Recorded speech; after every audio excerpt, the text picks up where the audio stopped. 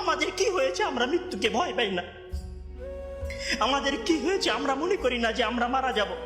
পৃথিবীর সর্বশ্রেষ্ঠ মানুষ, সর্বশ্রেষ্ঠ রাসূল দুনিয়া থেকে বিদায় নিলেন, তার সাহাবীদেরকে ছেড়ে তিনি দুনিয়া থেকে চলে গেলেন, ওপারের জগতে পাড়ি জমালেন।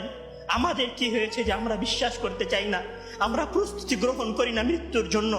আমি আপনি কি মনে করি যে আমরা চিরদিন বেঁচে থাকবো? আমি আপনি কি মনে করি যে আমার গ্যারান্টি রয়েছে আমি সালাত আদায় করে আমার রুমে ফিরে যাব?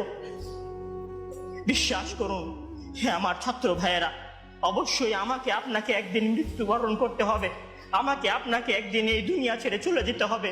সুতরাং মৃত্যুর জন্য প্রস্তুতি গ্রহণ করুন, সুতরাং মৃত্যুর জন্য প্রস্তুতি গ্রহণ করুন। সেই দিন আসার পূর্বে, যেই দিন মৃত্যু আপনার দরবারে উপস্থিত হবে এবং মহান আল্লাহ তাআলাকে আপনি বলবেন, হে আল্লাহ, আমাকে স্বল্প একটু সময় দিন, আমাকে স্বল্প একটু সময় দিন।